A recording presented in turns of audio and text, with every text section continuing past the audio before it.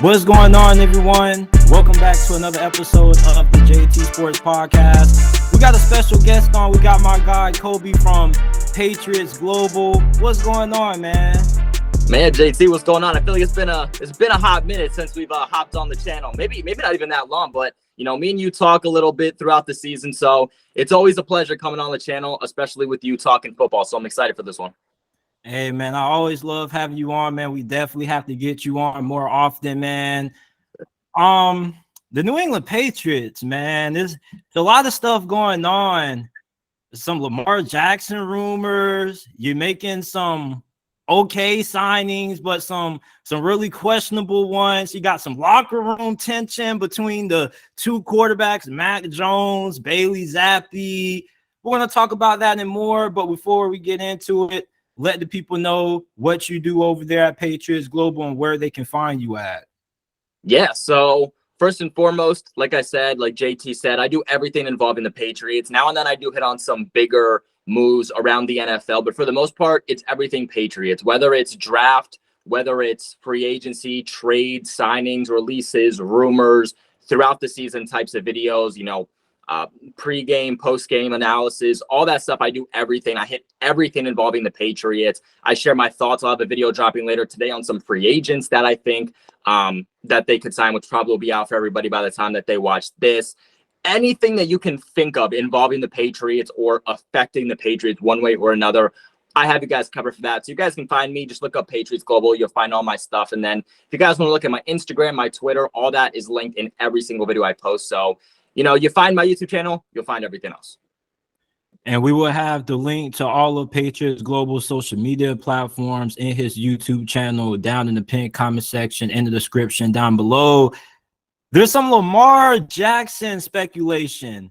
Reports say that the Patriots have emerged as a wild card for the former All-Pro and 2019 NFL MVP, man. So what's going on with Lamar to Foxborough? Is there some legitimacy behind these reports, or is this just a lot of people just trying to gas up Lamar, possibly, or some fans having some hopes that Lamar could be a Patriot? Yeah. So first and foremost, so much has happened over the last couple of weeks. I can't remember who exactly had the report. It might have been Albert Breer, because he's been having a lot of reports lately about the Patriots. So it might have been him that came out and kind of had this take that, hey, the Patriots could be a wild card for Lamar. And I think a lot of people hear that and they go, this is a report, because Albert Breer isn't somebody that just throws, things to the ceilings hoping that it's going to stick. He's a guy with legitimate reports, like a Mike Reese. He doesn't just come out and report something just for fun. But I think this report that he had was more of like his opinionated kind of take, like, hey, I think that there's a world in which the Patriots could target Lamar Jackson. I think that there's a world in which, hey, this is the team we're not talking about going after Lamar, and maybe we should be, and not so much of a report saying, hey, there's actual interest in the building coming for Lamar Jackson. So I think that's first and foremost something people have a little bit confused, is that I think the media is gassing up this take when it's more of an opinionated take by Albert Breer, whoever it is, rather than an actual report coming out from interest. As for Lamar to the Patriots, I personally, I like Lamar. I think he's a great guy on and off the field. One of the most dynamic quarterbacks in the NFL. But you just look at what the Patriots do at the quarterback position, and you can't help but to say Lamar doesn't fit that. And yes, he's a premier quarterback in the NFL. Yes, he would make them more explosive. But you have to understand who your quarterback is. You have to understand who your head coach is. You have to understand the scheme that's placed in right now, because you bring in Lamar and you're kind of looking at it from a perspective of, well, okay, what are we doing now? Because this does not fit the style that Lamar plays, right? Because even look at the Mike Gesicki signing. He's not a blocker. Right now, the Patriots are bringing in weapons for the passing game. They brought in James Robinson behind Ramondre Stevenson, who was a top 10 running back last year.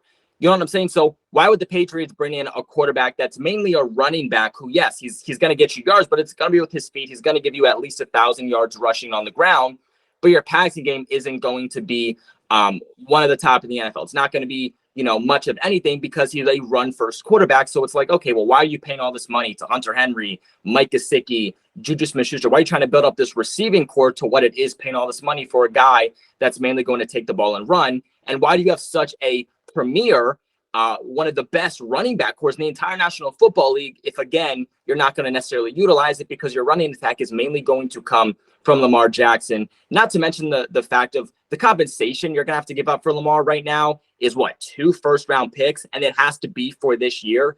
I don't see it. I don't see the Patriots wanting to give up multiple first-round picks for Lamar Jackson. I think they're kind of content with where they're at now in the situation, in the quarterback room that they have now. They're not going to go out and give up all this compensation for a guy that doesn't even fit the scheme. Not to mention that even if you have interest in Lamar and you give him an offer, it doesn't mean you're necessarily going to get him because the Ravens can still match that offer. So keep this in mind. If you give an offer to Lamar, now the entire league knows you have interest in him, but let's say you don't land him. Now Mac Jones is sitting back here like, okay, I'm with a team that doesn't even want me, clearly is looking for other options. What am I doing here, especially after what happened in 2022? So now you have a worse quarterback situation because you didn't land Lamar, and you have Mac Jones, who really doesn't feel like you want him here or doesn't want to be here, which is going to essentially affect his play at the end of the day. So again, I don't think there's anything to it. I think the media is hyping it up, talking about it just to get clicks. And that's kind of the situation here with Lamar right now. And when Lamar was coming out of the draft out of Louisville, I really wanted him to go to New England because I feel like with Bill Belichick, I don't feel like he's out of touch. I just feel like with older coaches, it takes them a while to know that, hey, I need to make some changes. Because when you've been so successful at something, of course, you're going to be a little bit hesitant to change. And when you bring in somebody like Lamar Jackson, I don't think he's a plug-and-play quarterback, even though he just came out recently and said that he has operated a West Coast offense, which did surprise me. And I did kind of overlook that, you know, the offense that he ran at Louisville was pro style. But it's just that I just feel for New England going after Lamar, it will go against everything that, you know, the New England Patriots organization has been based on. They never really like overpaying for players. You guys never overpay for anybody. Hell, you told Tom Brady, the greatest player in franchise history, you're replaceable. And I remember Chad Ochocinco was telling the story about his time with New England, and basically like everybody's considered replaceable. Everybody gets treated the same, down from Tom Brady to, you know, the backups and the reserves and whatnot. So the fact that these rumors came out or these reports came out kind of caught me a little bit off guard. But while we're on the subject of quarterback, according to Devin McCourty, the players in the locker room were actually split last year on whether Mac Jones or Bailey Zappe should be the starting quarterback. He revealed this in a recent interview. And this locker room drama with Zappe and Mac Jones, how is this going to play in to, you know, OTAs, training camp? Is there going to be a legitimate quarterback battle, or is this Mac Jones' job to lose? I think it's Mac Jones' job to lose. I mean, how can it not be? He had a great year one.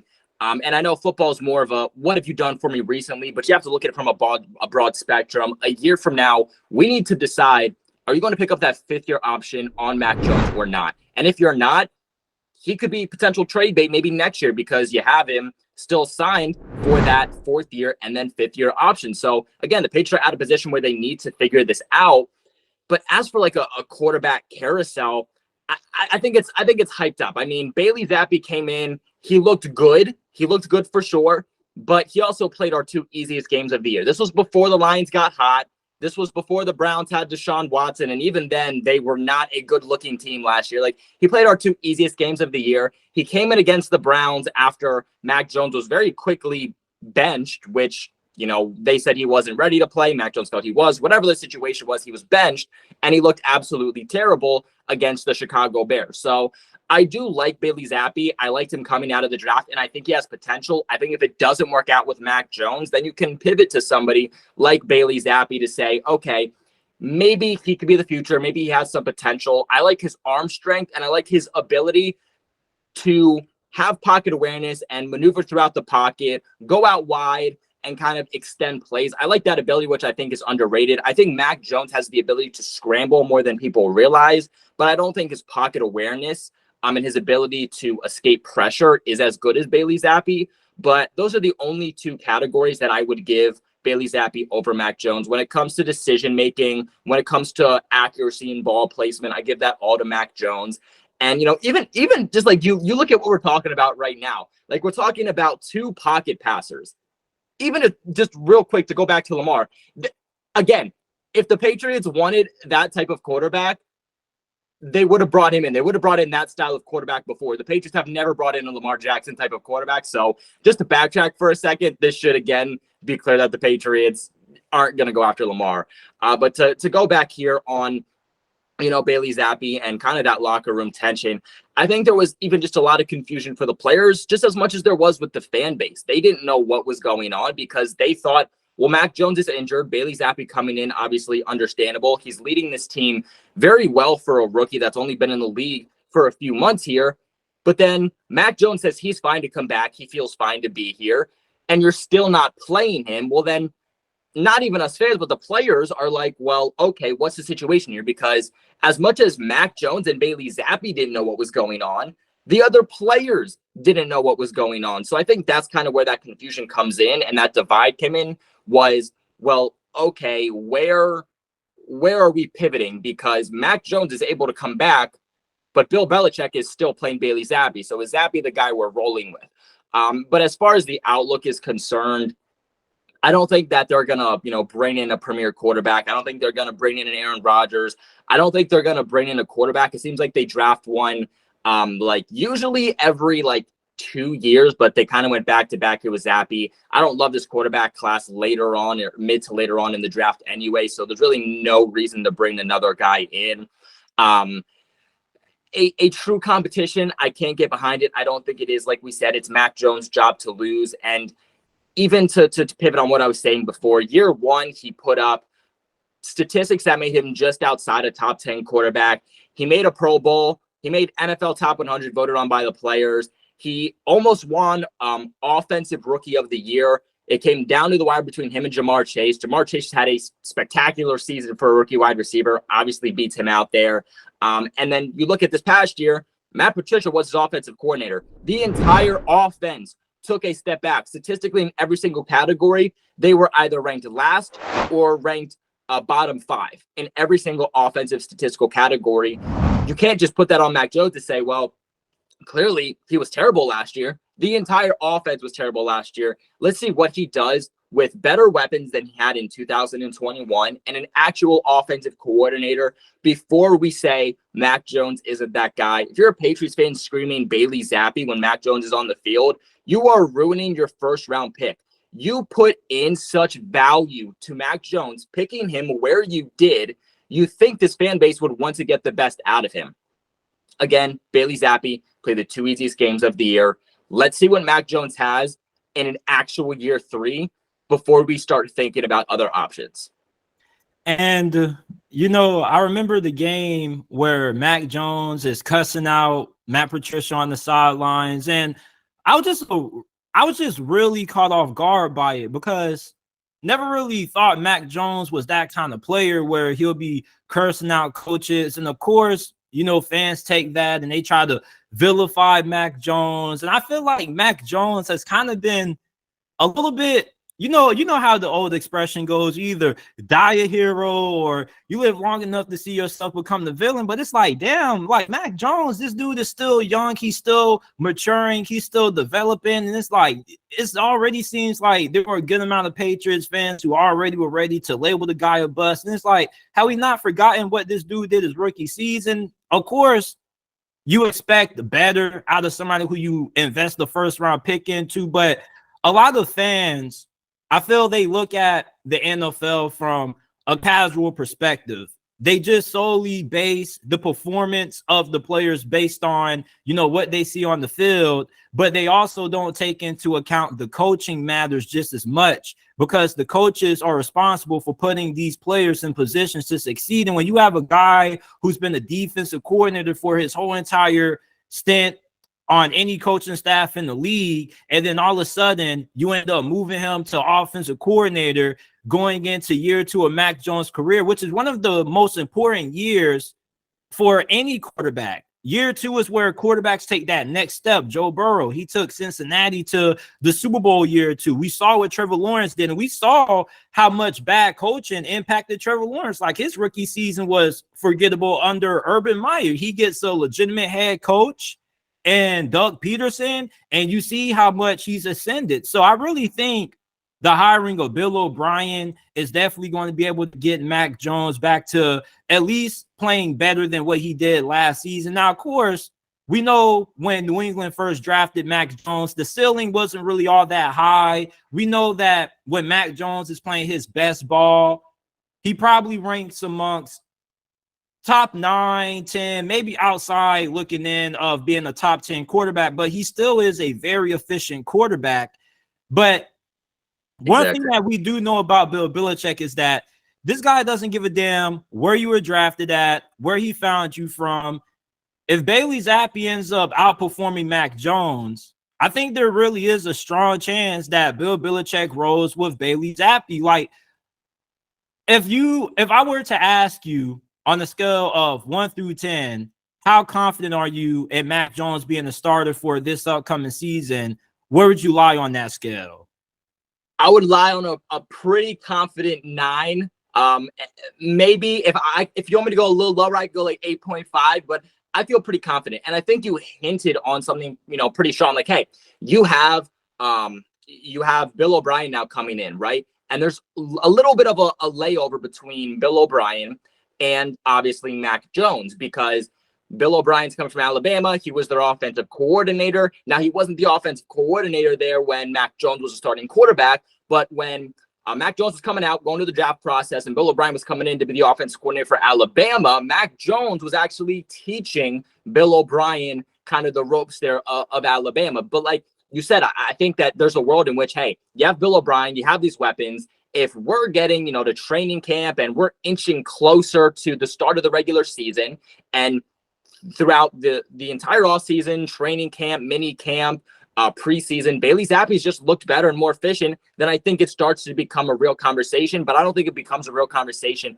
until Bailey Zappe shows us throughout the entirety of the offseason that he has the ability to do so. But I mean, you even look at, Bill O'Brien coming in, like I said, working for Alabama. I think that he can really marry the old Patriots scheme with kind of a younger Alabama offense that Mac Jones also flourished under, and kind of marry the two and give the best option for Mac Jones. And I'm talking about a better option than Josh McDaniels in 2021. And I firmly do believe that. If you guys haven't already, make sure that you guys subscribe to my guy, Patriots Global. You can find him on YouTube at Patriots Global. Make sure that you also check out the JT Sports Podcast. Every single video and full episode of the podcast is available on all podcasting platforms: Apple, Google, Spotify, Amazon, wherever you get your podcast from. You can find the JT Sports Podcast. What are some of your favorite free agent signings that you guys have made so far? And which one of them do you think is going to have the biggest impact for New England this upcoming season? Yeah, I mean, obviously our first week of free agency, not even the first week, I should say probably like the legal tampering period was very underwhelming for the Patriots. And just league-wide, I don't know if I've seen a legal tampering period just go as bizarre as this year's did. I mean, the actual start of free agency, which was Wednesday, the legal tampering period was Monday. The first day of actual free agency, it was basically died down at that point because the legal tampering period was so crazy with everybody making signings that you get to the first official day and pretty much all those guys are gone. And, obviously as Patriots fans, we're all sitting back and we're like, Belichick, what are you doing? You're in a prove-it year.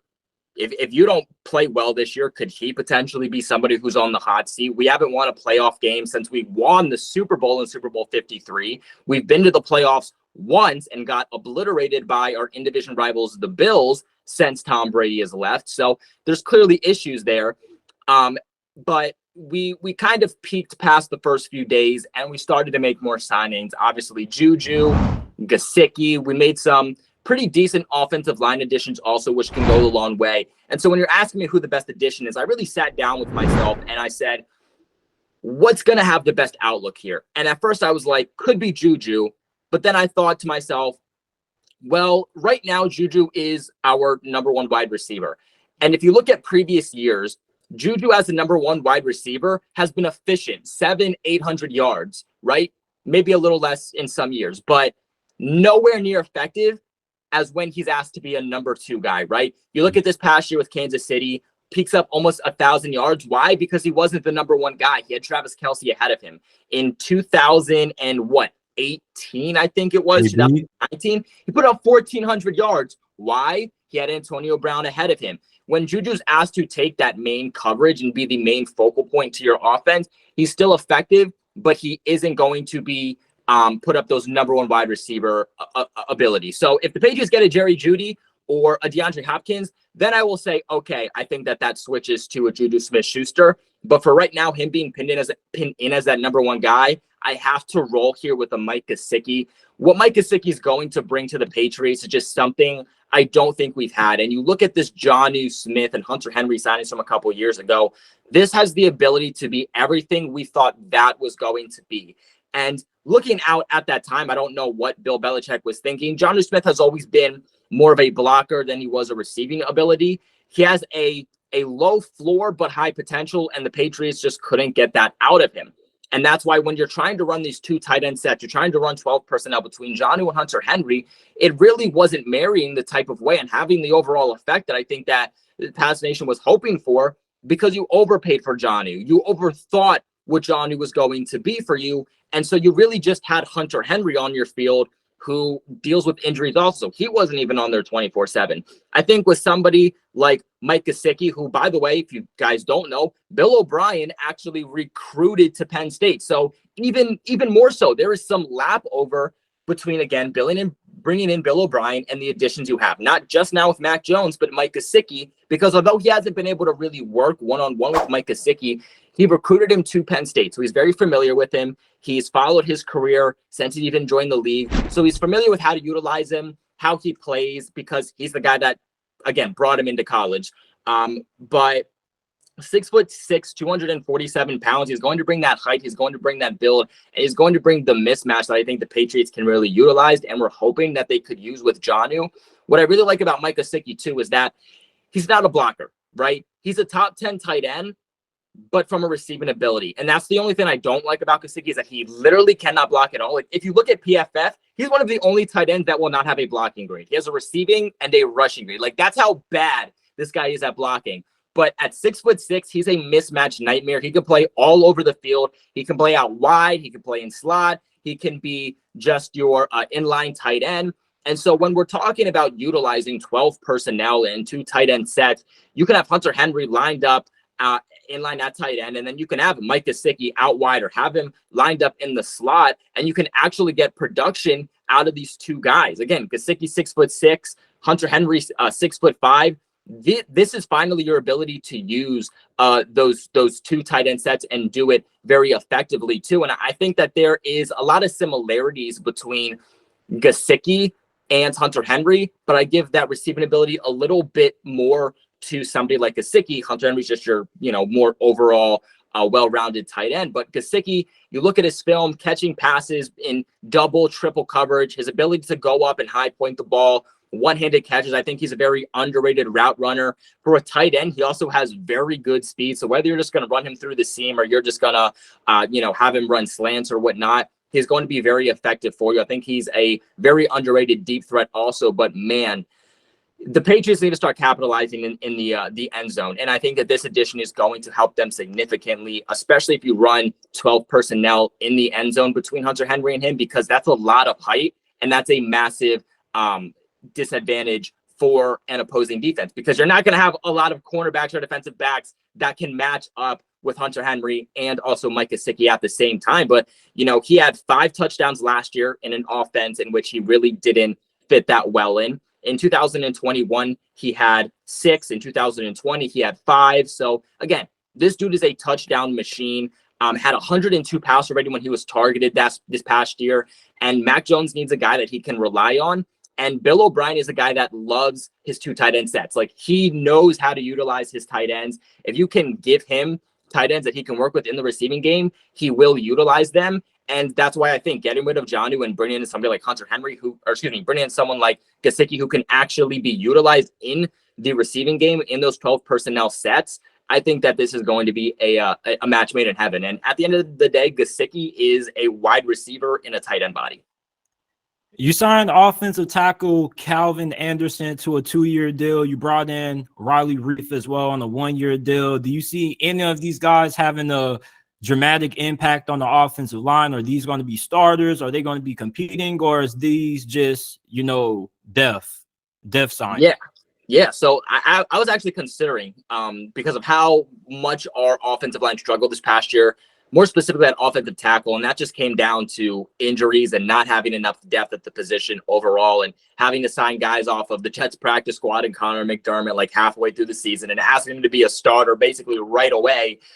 So I think our offensive line is going to be improved, and that's why I thought about with myself saying, is that a guy I wanted to say is going to be the most effective overall? I'm that confident in Gesicki. But when you look at these contracts, both of these guys are going to make the roster. Obviously, there's not enough spots for both of those. You can say maybe they trade Trent Brown, they free up $10 million. But at the end of the day, I believe in continuity along the offensive line.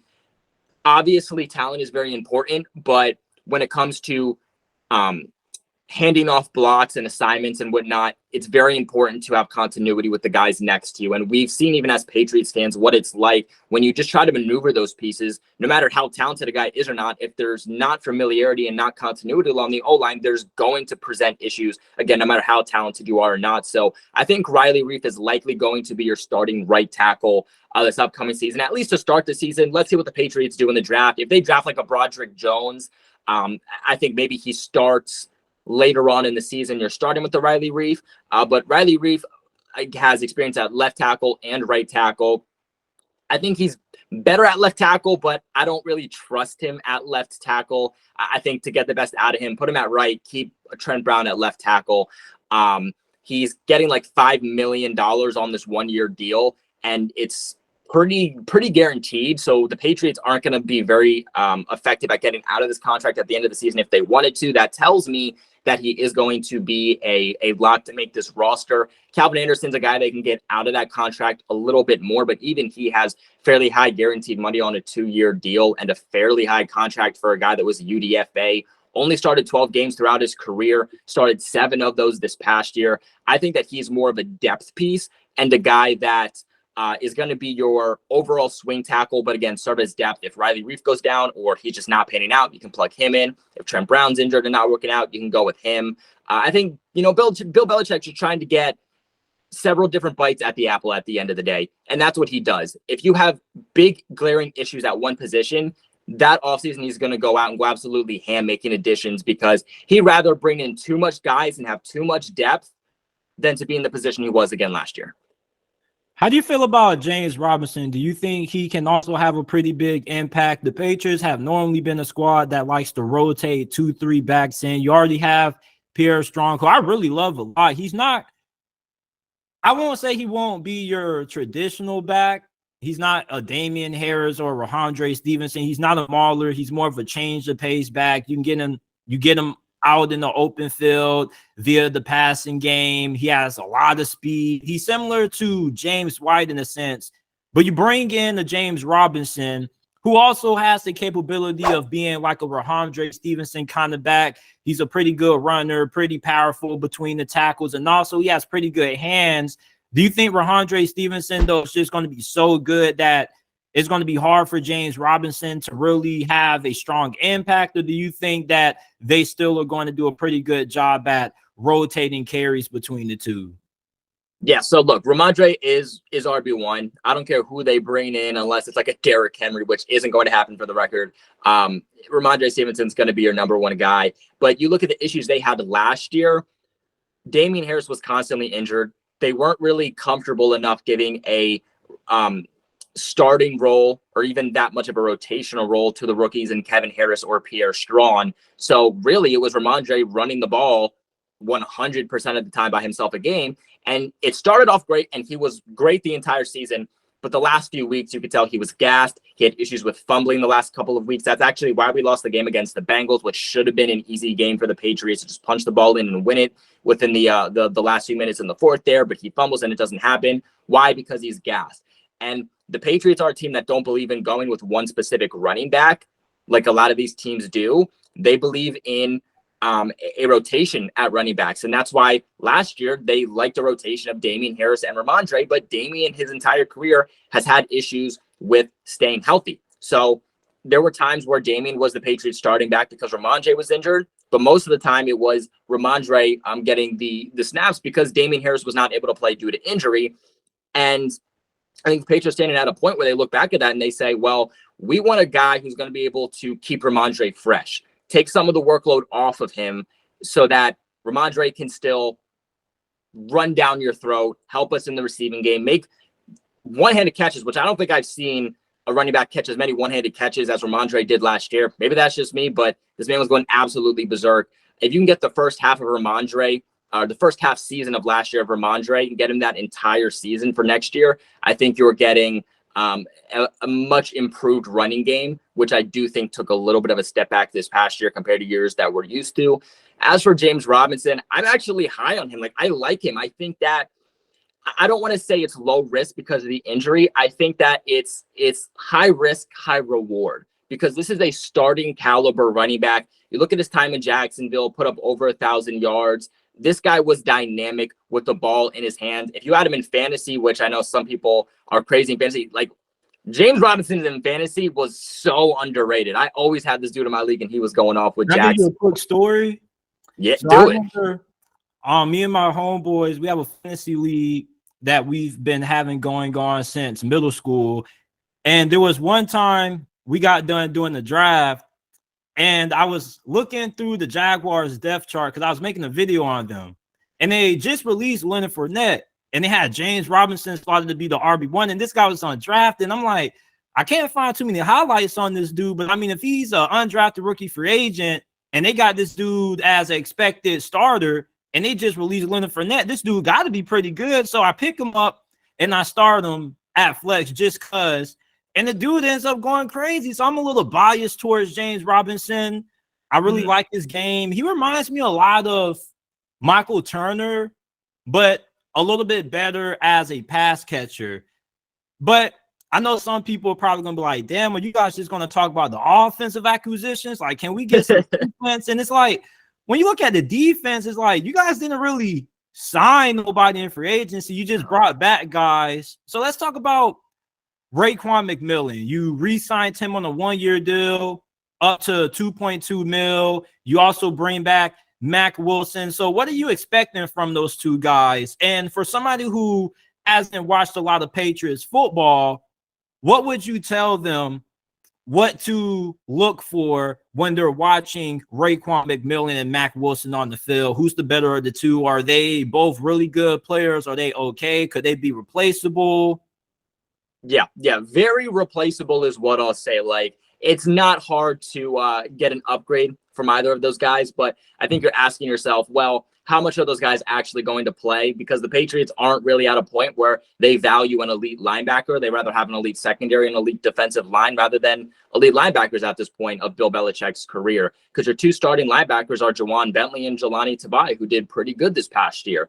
You know, other than that, Raekwon McMillan, he was decent. He had a better season down the stretch.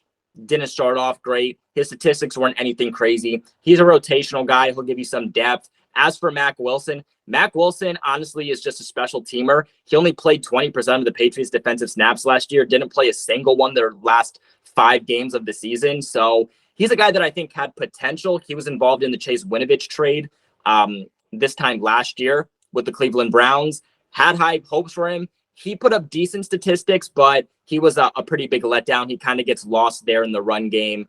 I expected more out of him in coverage, didn't do anything, but he's a good special teamer. So this is more of a special team signing for Mack Wilson, who I'm sure will get some rotational defensive snaps, but he's not going to be much of anything defensively for you. You look at the secondary, you bring back Jabril Peppers, who I was really high on him when you guys brought him in. Like, as soon as you guys signed him, I was like, perfect fit. This is going to work. And everybody's like, oh, JT, he's a little bit of a disappointment. I was like, you guys must not understand the kind of players that Bill Belichick looks for on defense. He looks for versatility. Like, he looks for players who can play multiple positions. Jabril Peppers, you can put him in at linebacker and nickel packages. He could be like a dime linebacker. You also can line him up in the slot, blitz him off the edge. He's a pretty good tackler. He can also play safety as well. You bring him back. And with Devin McCourty recently retiring, do you think that Jabril Peppers is going to have an even bigger role in this Patriots defense this season? I hope that he has a bigger role in general. Is he going to take over for Devin McCourty? No, I just don't see it. I think that he's a very athletic linebacker, so you want to utilize him there. We were talking about the linebackers, and I think, a lot of people are going to just say, is that not an area of concern for you? And it's because Bill Belichick utilizes his safeties as hybrid linebackers. He plays them close to the line of scrimmage, and that's why he doesn't really have these linebackers that he cares whether they have the ability to cover or not, because he asks his safeties to come and cover those guys. So Jabril Peppers is one of those guys who plays a lot of hybrid linebacker close to the line of scrimmage. You'll see him blitz now and then, play a little bit of the box. Like when Kyle Duggar was injured, he kind of subbed in for him a little bit. As for safety, who's going to probably take over there for free safety? I think there's going to be a multitude of different guys Bill Belichick's going to try out this offseason. John Jones is a potential guy. They do that. Obviously, you have Marcus Jones at slot. So where are you going to play John Jones? He's 5'10". You don't really want him on the perimeter. But they also just brought back Jalen Mills, who they released for like 4 days, who actually tweeted out to Pats Nation when Devin McCourty retired saying, you guys know I play safety, right? And his best time in his career, like statistically, his best season was in 2020 with the Eagles when he played safety. So I think he's a real candidate to take over there to play safety also. But for Jabril Peppers, I don't really think that he should be our free safety. Too athletic. Now you bring back Jonathan Jones, 2 years, $20 million, $13 million guaranteed. I really liked him last season. And you guys have strong admiration for guys whose last name is Jones, because one of my favorite rookies to watch was my guy, Jack Jones. And I made a video about Jack Jones. As soon as you guys drafted him, I said, listen, this dude's going to be one of the best rookie corners. Came off right off the bat. I think he had a pick six on Aaron Rodgers. Yep. And the dude was a stud. And I was just so happy watching this guy play. And I was like, y'all keep talking about Tyreek Woolen and Sauce Gardner. We get it. But can we give some love to Jack Jones? Like, let's just spend a little bit of time on this.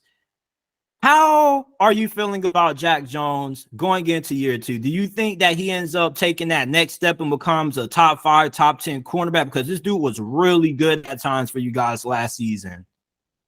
Yeah. I think they have some high hopes for Jack Jones. I'm not expecting him to finish the year being CB1. I think at this point, solidify yourself as a starting cornerback too. I think that's his goal for this year.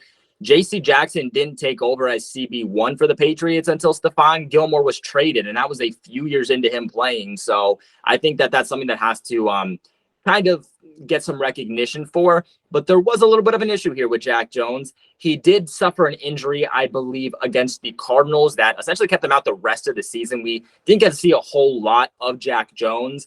He gets placed on injured reserve. We thought he was going to come back. Then he didn't. Then at the end of the season, we hear that he's suspended, and we're like, what's going on here?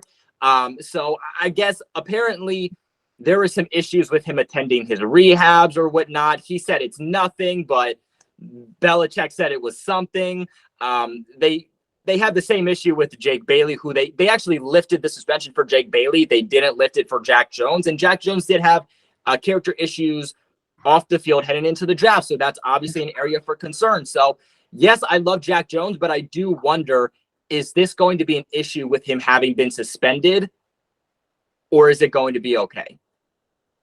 So that's a little concern for me. Yeah, man. These character concerns, man, it's always the most talented players who can never really seem to get right, man. Like Jack Jones coming out of Arizona State, definitely off the field concerns were a huge red flag with him. But I felt like with him going to a franchise night like New England, though, he would somewhat be able to get right, though. And then he had a pretty good outing against Green Bay. And I kind of thought like he was the next great late Bill Belichick draft still, because you know how Bill Belichick is. He can't draft wide receivers or any skill position in round 1 to save his life, but ask this guy to find the gem at wide receiver that goes undrafted, or try to find the late round gem at corner. He can land one. So if Jack Jones can get right, how good do you think he can become for New England this season? Oh, I think he's going to be a real piece for New England. I mean, his ability in man coverage, which is something the Patriots want to do. They didn't have the personnel to really do it last year, but they were still one of the teams to play man the most. And they still just didn't get to play as much as they wanted to because, again, they didn't have the personnel to do so. Jack Jones gives them the ability to play that personnel. They give he gives them the ability to play at outside cornerback, and that's what the Patriots need. They need guys who can play at outside cornerback right now, and they even need guys still with some height. You know, whether Jack Jones becomes a cornerback two for you or not, you do still need help at cornerback. But his ability to just play man, press, sticky coverage was unbelievable, and his ability to even make plays with the limited opportunities that he was given was unbelievable. One thing he needs to get better at is stopping the run and being a tackler, not a short tackler at all. Had issues in stopping the run too, getting lost there. So I think if he wants to be a cornerback too, he has to show Bill Belichick, one, that he's serious and he's focused, but two, he needs to get better at securing his tackles and making a contribution in the run game, because if he doesn't do that, he's going to stay stuck at a CB3. Jack Jones, if you're listening to this right now, man, please get right, man. You was one of my favorite players coming out of the draft out of Arizona State, bro. I love your game. You were a little undersized. You ended up gaining some weight. I really hope you get right, man. JaKobi Meyers tweeted out after Juju Smith-Schuster got signed, whole world, the Patriots are giving Juju Smith-Schuster a 3-year deal, $33 million. And it seems like that was a similar deal that was offered to JaKobi Meyers with Las Vegas, but instead they decide, you know what, we feel Juju is an upgrade. Could you provide a little bit of insight to why you think the Patriots opted not to bring back JaKobi Meyers? Because it's kind of unlike New England to not bring back a guy like JaKobi Meyers, who they pretty much didn't really spend any draft capital on. He's a pretty productive player. You probably could argue and say that he's been your best receiver for the last 2 years. Not just that, but it seems like he wanted to stay in New England, and then he goes to Las Vegas, and you bring in Juju, who is really good. He is one of the better slot receivers in the game, but it's just like, you know, it's kind of a lateral move in my eyes. So why do you think the Patriots opted just to go ahead and pay Juju a similar salary to what they could have paid JaKobi Meyers? Yeah, man. I mean, I love JaKobi. I'll always love JaKobi. His story alone is obviously very motivational. It's a story you just love to see as a UDFA. He's gotten better and better every single year. The last 3 years leading the Patriots in receiving yards. He's no joke. He's a great player, and I think he's going to continue to get better. Better guy off the field than he even is on the field, which I think says something. And he'll be very much missed here in New England, is what I will say. It was pretty heartbreaking for him to go, of course, to Josh McDaniels and the Raiders out of everyone. And I'll agree with you. It was a little bit of a lateral move, but it's not so much where we're going like this. It's so much where we're going a little bit of a diagonal. You know, it's not like a straight shot where you're going from, you know, Myers to Jerry Jeudy, which is just a straight line. We're on a little bit of a diagonal here. And it's because here, let me tell you this, JT, if I told you that you could have a better car than you have right now, similar car, but slightly better, has some better advantages for you, whether, you know, it's like Bluetooth or heated seats or whatnot, and it's less money, would you take that? Hell yeah, because first of all, I don't even got a car right now. So exactly. So that's exactly what this move was. The Patriots are getting a better receiver, and I love JaKobi, but do not tell me that JaKobi is a better receiver than Juju Smith-Schuster, because you just don't watch football if that's the case. Very, very, very similar receivers, but Juju is a better receiver, and the Patriots are getting him here for less money. Those deals, bizarrely identical for receivers that are very alike. Both 3 years, $33 million deals, except Juju's getting $16 million guaranteed. JaKobi Meyers is getting $21 million guaranteed. So the Patriots are getting a better player on a lower contract. And I think that you're looking back and you're saying this offense needs to be more explosive. We need to get bigger plays. And JaKobi Meyers isn't the guy that's going to do that for you. Right now, if you could bring him back and add a Jerry Jeudy, nothing wrong with that. But if you can upgrade a little bit at that position, but still get a number one wide receiver, your offense is in a much better standing than it was if you just strictly brought back JaKobi Meyers. And the thing is that's because Juju, I think, gives you a little bit more versatility with the ability to play as a slot and that ability to play on the outside, which JaKobi Meyers mainly played in the slot for us. But the ability for Juju to give you the after the catch ability is what's going to be different. JaKobi Meyers was mainly a possession receiver. He's going to catch the ball and he's pretty much just going to go down. Very reliable, very reliable. But he's a guy that really didn't give you anything after he caught the ball, especially for an offense that operates in the short to intermediate routes. You want guys who can do something after they catch the ball. Juju's yards after the catch was 5.9. JaKobi Meyers was 3.6.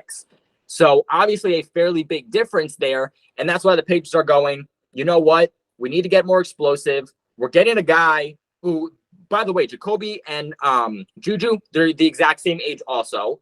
So you're getting the guy, same age, less money, who can do something more for your offense with the ball in his hands and gives you the ability and the potential to get more explosive. And I think Juju gives you the ability more than Myers to give you a wide receiver one if you really needed so. So that's kind of my thought process here on why they decided to go with Juju at the end of the day. And I'm not even going to hold you. Being a Steeler fan, I always loved Juju. I was a little hurt when he left. I understood why Pittsburgh opted not to bring him back, but he's one of the better slot receivers in the league. He's really physical. He's a really good run blocker. And I just feel like the dude just gets so much hate for just being himself. It's like we're in the National Football League where people joke around and nickname it the National Felons League, and yet people just want to pile on Juju because the dude makes a bunch of TikToks. He does a lot of things in the community, and what really irritates me is how people just try to act like the dude had no impact on Kansas City winning the Super Bowl, despite the fact that he had more receptions than Travis Kelce in that game. And if the dude was so trash, why did all-pro cornerback James Bradbury have to hold him twice on the same play? As a matter of fact, you kind of have swayed me. I viewed it as a lateral move, but now it's like, okay, Juju Smith-Schuster, he is somewhat of an upgrade over JaKobi Meyers in a sense, and he is pretty good after the catch, and he probably would have had over 1,000 yards with Kansas City if he would have played the whole entire season. He also dealt with some injuries, if I'm not mistaken. So it makes sense. And you know, the Patriots, man, one thing about you guys, if you guys can find a good player on the budget, you guys are going to do so. One thing about New England that you guys are good at are finding good players for the right price and also being able to squeeze players who may be up there in age and still get high production out of them. But before we let you go, one more time, let the people know where they can find you at and what you have planned going forward on the channel with the draft just around the corner. Yeah, we got a lot of content coming around. You guys can find me on YouTube. Just look up Patriots Global. Everything will pop up there. Like I said, all my other links in the description below and all my videos, my Instagram, my Twitter, my Patreon for some more exclusive content. But we got a lot of great stuff coming up. We even have some more free agency stuff continuing. I just posted a video about Jerry Jeudy. The Patriots actually just made an official offer for him. Broncos are kind of pondering on if they're like, do we want it? Do we not want it? We could probably do better. But they did still offer something. So I'll cover you guys for everything involving Jeudy, Hopkins, all those rumors. But like I said, I have a free agent video coming around too with some guys still left on the board that I like that the Patriots could sign. I also have a lot of mock drafts coming your ways. I'll have a you guys pick mock draft for my live stream. All Patreon members being able to pick them. I got a video coming out shortly too on, you know, my favorite prospects in this draft for the Patriots in the first round. So a lot of great content coming around here for New England. Once again, you guys make sure that you check out my guy Patriots Global on YouTube at Patriots Global. Make sure that you check out the JT Sports Podcast, available on all podcasting platforms. Every video and full episode that's uploaded on the YouTube channel is available in audio format on all podcasting platforms, Apple, Google, Spotify, Amazon. You can find us, rate us 5 stars if you enjoyed this episode, share this podcast on your social media platforms with your friends, family members, and acquaintances. And I appreciate you for coming on once again, Patriots Global, aka Kobe. And I appreciate you guys most importantly for tuning in to this episode of the JT Sports Podcast.